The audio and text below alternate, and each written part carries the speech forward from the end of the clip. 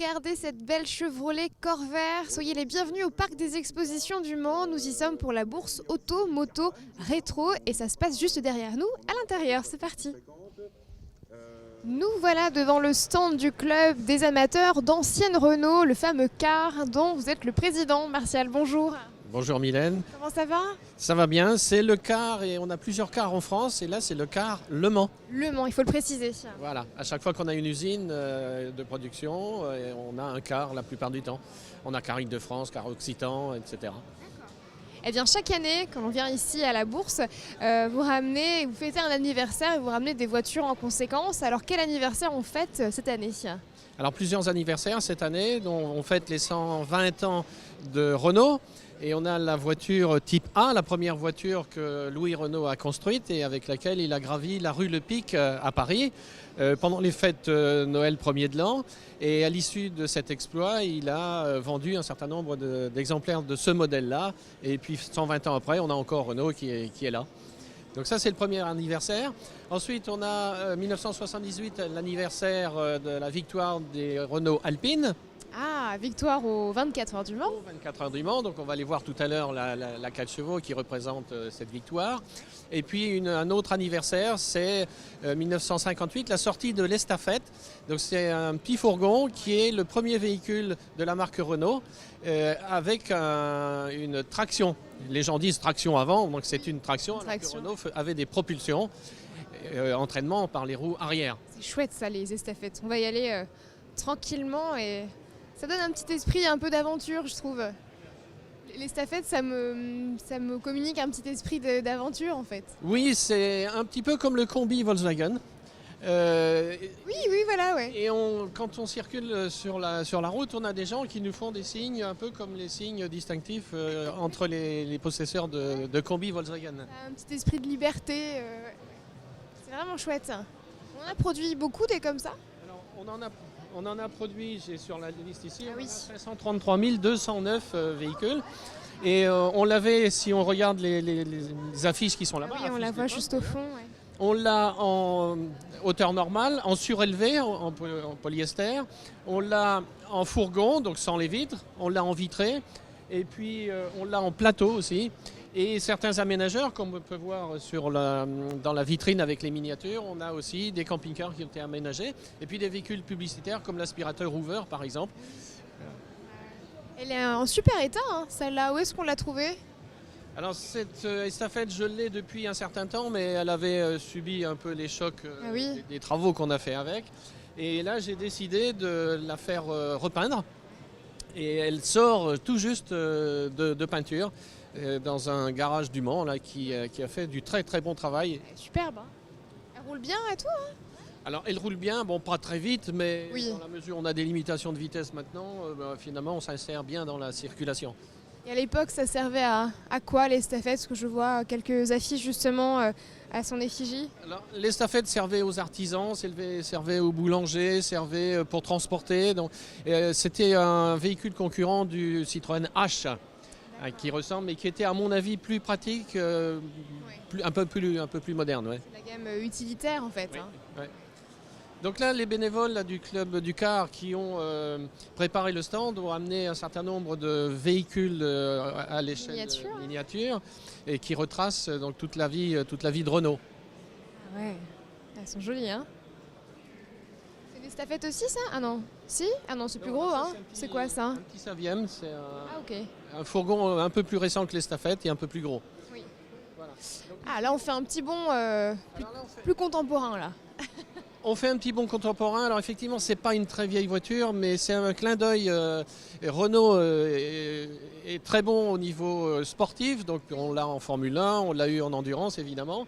Et donc j'ai voulu attirer l'attention des jeunes avec les Youngtimers. Et là, qui sont bienvenus. Et j'en ai eu un tout à l'heure là, qui est venu avec une R14.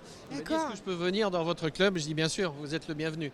Oui, une belle Clio RS3. Et puis on va pouvoir progresser doucement jusqu'à la voiture qui avait remporté, c'était en 1978. 78, hein. Les 24 heures du Mans, avec des belles images, petites images d'époque. Alors ce sont des images d'époque, effectivement, des 24 heures du Mans.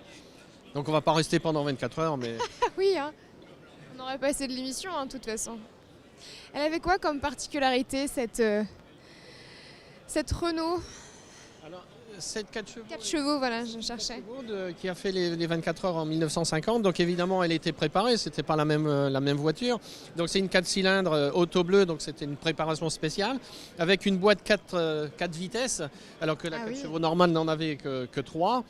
Et une voiture donc, qui a bien travaillé, qui a... Je vois abandon 17e heure sur accident.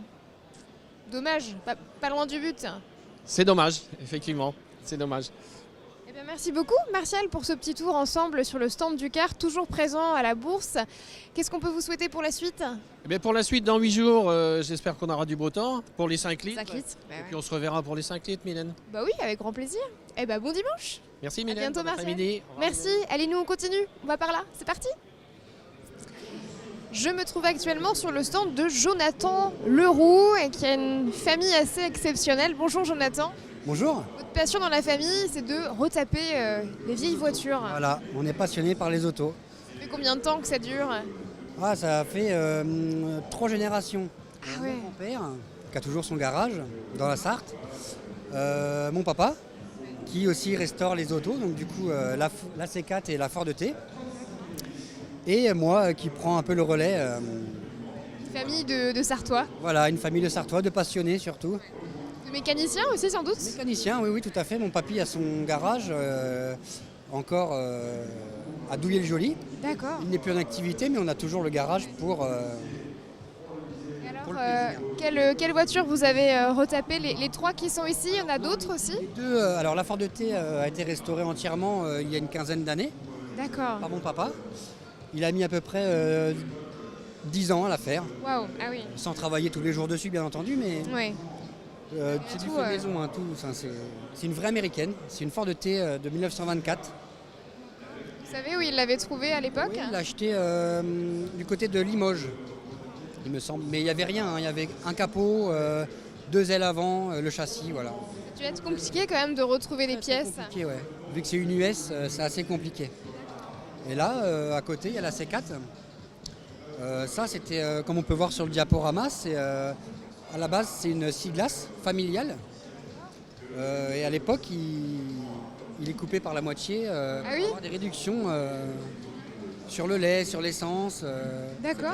etc. Et celle-ci, vous l'avez trouvée où? On l'a trouvée au bord de la mer, je ne saurais pas vous dire exactement. D'accord, Mais elle était dans une grange. On a été obligé de monter dessus pour aller la voir dans le ouais. hangar, ouais. Et c'est toujours que des Ford que vous Ah non, retapez? c'est une Citroën, ça, c'est une Citroën. Ah pardon, C4. c'est une Citroën, autant pour moi. C'est toujours Ford et Citroën ou alors vous êtes... Non, il n'y a pas de... On a d'autres voitures, on a une berlinette Alpine A110 qui a été championne du monde des rallyes 73. Bah, c'est pas celle qui a été championne du monde, mais c'est une voiture, c'est une berlinette. Elles sont en état de marche. Tout à fait, ouais. J'ai mon oncle aussi qui est dans la partie. Enfin bon, on est tous des passionnés de voitures. Et vous avez participé à la restauration de la Citroën? Tout à fait, oui. Comme on peut voir sur le diaporama, Oui, en bas. elle est en cours de restauration. D'accord. Enfin, il y a plein de... Oui, j'ai participé, oui, oui. La dernière trouvaille, c'était quoi? Bah, c'est celle-là. Ah, c'est celle-ci. Vous pourrez voir à l'intérieur, c'est pas fini. Je peux m'approcher? Oui, oui, allez-y. J'ose pas parce que c'est des petites pépites ces voitures. Ah oui, il y a encore un petit peu de travail. Je ne sais pas si vous allez voir à l'image en passant par la fenêtre. Voilà. Il vous manque évidemment la banquette. Il manque la banquette, mais moi je suis sellier maroquinier, donc on va essayer. Ah d'accord, ah, bah oui. On va essayer. tombe bien. Oui, oui, ça tombe bien, ouais. On va essayer de travailler un petit peu sur l'intérieur, quoi. Beaucoup de temps de travail encore sur cette voiture. Oh, juste la sellerie, et puis parce qu'elles tournent, hein, elles sont venues en roulant. Hein. Ah oui, vous avez mis des coussins en attendant. Qu'est-ce que c'est par là? Ah ouais. Waouh. C'est beau, hein? Oui, on essaie de faire C'est des choses, impressionnant. comme à l'époque, d'origine, pas de transformation. Enfin, pas de transformation. Un minimum, quoi. Mis à part la caisse, comme je vous ai expliqué tout à l'heure. Voilà, quoi. Eh bien, merci beaucoup, Jonathan. Et continuez, c'est super, vous avez une belle passion. Merci beaucoup, merci à vous. À bientôt. À bientôt. Allez, nous, on continue un peu plus loin. Allez, maintenant je vous emmène à la rencontre de Damien Marteau qui lui aussi a entrepris de retaper une ancienne Talbot et vous allez voir, c'est assez extraordinaire. Bonjour Damien. Bonjour, Comment allez-vous? je vais bien. Bien. Depuis qu'elle est terminée, je vais bien. C'est vrai? Ça fait combien de temps qu'elle est terminée? 3 semaines. Ah oui, c'est très récent. Et vous l'avez commencé quand? En 2007. Ah oui, 11 ans, ouais, j'étais en train de compter. Eh bien dis donc, c'est un sacré travail. 11 ans et 5000 heures de travail. Vous avez compté quand même? J'ai tenu à compter parce qu'on ne se rend pas compte. Oui, non, je vous avoue que je ne me serais jamais imaginé autant d'heures. Alors comment ça s'est passé? Vous l'avez rencontrée où cette voiture? Je l'ai rencontrée chez un collectionneur du Mans qui me l'a vendue parce qu'il la trouvait pas assez sportive à son goût. C'était une voiture de pépé et il avait déjà 80 ans. Ah bah oui. Bon. Et après vous avez tout retapé vous-même? Et après j'ai commencé à travailler dessus et je n'en voyais pas le bout. Oui, je veux bien vous croire parce que quand on regarde la photo justement du résultat avant-après, il n'y a pas photo justement. Oui, en effet. C'est le cas de le dire. On m'a raconté que vous aviez vous-même construit, fabriqué des pièces puisque vous ne les trouviez pas. Voilà, c'est une voiture très rare, donc on ne trouve pas de pièces du tout. Et quand la pièce est spécifique à la voiture, il faut la faire. C'est incroyable, comment vous avez pu réussir à fabriquer des pièces comme ça? J'ai envoyé des bouteilles à la mer sur Internet et j'ai eu des réponses avec les photos et les cotes. Waouh. Et après, j'ai fait les pièces. Ah, c'est chouette que les gens communiquent autant comme ça. C'est des passionnés, hein? Très bien. Alors par exemple, un pare-choc, j'ai mesuré l'écartement des pneus, c'était 1,60 m et je savais que le pare-choc devait faire 1,60 m. Après, on fabrique. D'accord. Eh ben, merci beaucoup, Damien. C'est très très gentil. À bientôt. À bientôt. Allez, venez, on continue un petit peu plus loin. Je vais vous montrer maintenant quelques Vespa pour finir. Et le meilleur pour la fin, comme on dit souvent. Je vous présente ou pas Michel Poirier. Bonjour. Bonjour Mylène, Animateur de V8. bien sûr, et bienvenue sur le stand Vespa. Mais merci beaucoup. Un très joli stand. Et j'en profite aussi pour saluer Jean-Michel Blin. Bonjour. Bonjour. Le vice-président du BEIM. Exact, oui, l'un des vice-présidents, oui. Merci encore beaucoup pour votre accueil. Mais je vous en prie, c'est avec plaisir qu'on vous accueille chaque année pour couvrir notre événement. C'est une belle édition en tout cas. Oui, c'est la 9e année que nous ouvrons le centre des expositions du Mans. Déjà, et on pense sans doute déjà à la prochaine édition. Oui, on espère fêter l'anniversaire des 10 ans, oui, bien sûr, avec déjà plein d'idées, mais bon, pour l'instant, ça se demande à ce qu'on avance dans les projets, oui. On garde aussi quelques surprises. Tout à fait, c'est Évidemment. important, oui. Et puis Michel, on retrouvera aussi le Le Mans Auto Moto Rétro dans ton émission V8 Le Mag. V8 Le Mag le 13 avril prochain à 20h. C'est noté. Merci beaucoup. De rien, Mylène. Et puis passez un bon dimanche à tous les deux. Et puis merci. Et c'est pas fini justement pour nous. Direction Domfront en Champagne. Je vous emmène maintenant dans une bourse collection artisanat. C'est parti.